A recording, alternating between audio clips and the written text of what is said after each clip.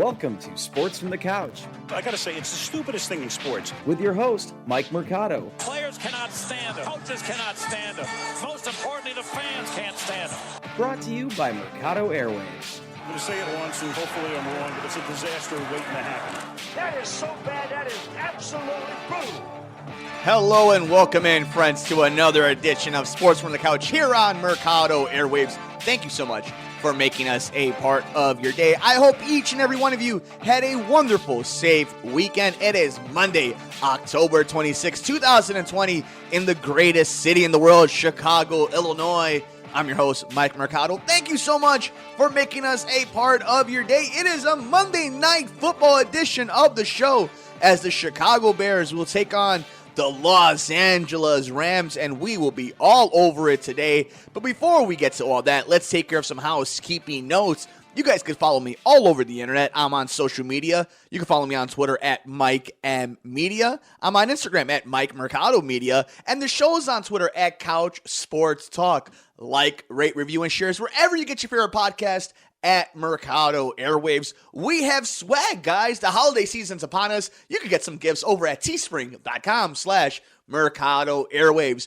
Visit us at patreon.com/Mercado Airwaves. There you can get our interviews ad-free and before anybody else with athletes and celebrities. That's patreon.com/Mercado Airwaves. Like us on Facebook at Mercado Airwaves.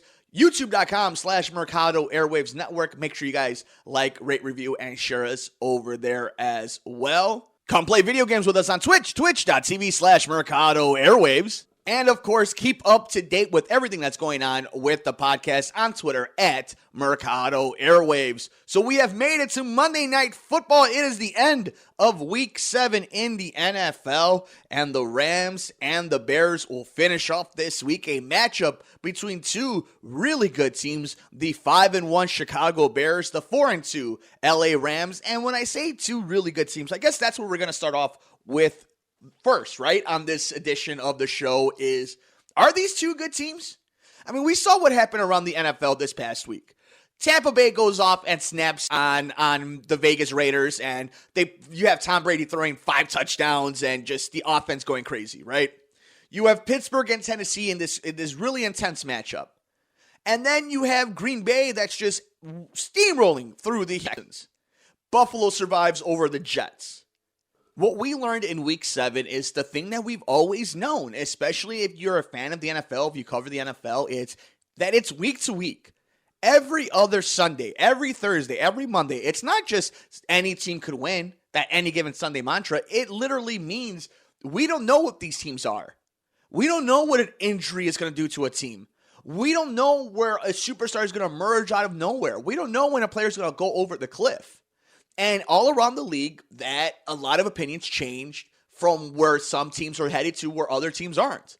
And tonight on Monday Night Football between the Chicago Bears and the LA Rams is a great example of that. Who are the LA Rams? Who are the Chicago Bears?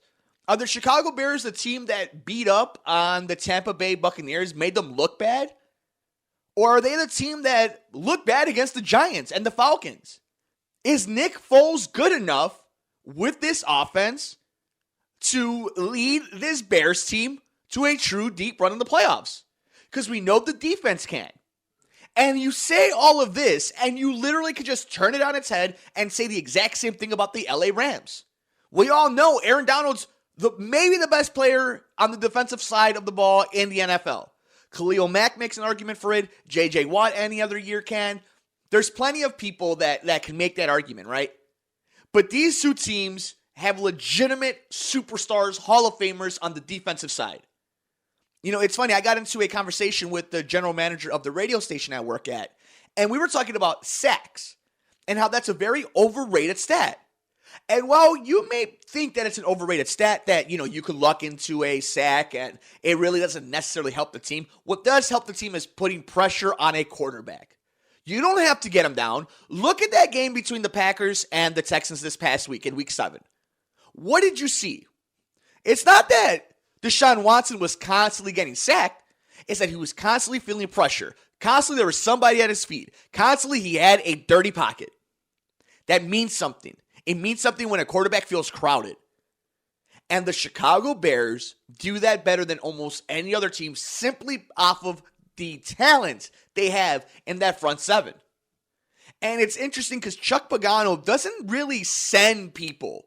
He's not this blitz-heavy defensive coordinator. They will send people every once in a while, depending on how the matchup is.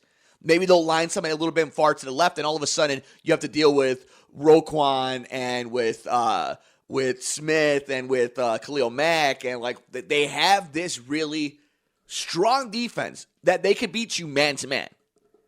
And where I come into all of this, and I don't know how much of a conversation it is nationally, because locally, everybody's going to be talking about, well, what is Nick Foles going to do? Can he beat Aaron Donald? Can he beat this defense with Peterson and Marcus Peters? And just what can you do? The real question is, what can Jared Goff do against this Bears defense? I mean, this is a Bears defense that has dominated teams between Akeem Hicks and Khalil Mack and Roquan Smith and Robert Quinn. They have dominated teams. That secondary is putting the helmet on people. So let's say this was in Chicago. Let's say this was any other team. Let's say this was a Nick Foles. Who would you have as a favorite? Do you think Jared Goff, with that running back duo of Malcolm Brown, Henderson, and Cam Akers, is good enough to beat this Bears defense? Do you think Jared Goff is going to be able to get the ball to a Robert Woods or a Kupp? See, it's really easy in Chicago to make an argument about what's wrong with this offense, the deficiency of this offense, how bad it looks at points, how you weren't scoring in the third quarter in the National Football League by week 7. Yeah, there's a lot of stuff to be angry about this Bears team. But the one thing you can't argue with is that Jared Goff has not played good against the Chicago Bears. This comes to us from our friends over at USA Today. In the 2 games against the Bears, Goff has completed 31 of 62 passes. That's a 50% completion percentage for 353 yards with no touchdowns. And here's a big one: 5 interceptions for a passer rating of 33.9, which is the lowest against any single team. This team loves to get pressure. Khalil Mack, Robert Quinn, Akeem Hicks. They're going to make it a nightmare for Jared Goff. I really believe that. I think there's a lot of teams that the Bears can beat. But these two teams share a weakness. Neither one of them is elite. They're good enough to win some games, but they're also just bad enough to lose games they're not supposed to. Is this a game for the Bears that they're supposed to lose? Because it feels like people nationally think the Rams are the favorite. And I wonder right now, if I was to go to my local gambling site over here in Illinois, let's go to Bet Rivers, and let's see if we can find out exactly what the Sharks think is going to happen in this matchup. Because I do feel in the air if I'm watching ESPN, CNBC, any of these different sports networks, or a CBS, it looks like everybody's going with the Rams. I don't think that should be the case. I think the Bears are the better team of these two teams.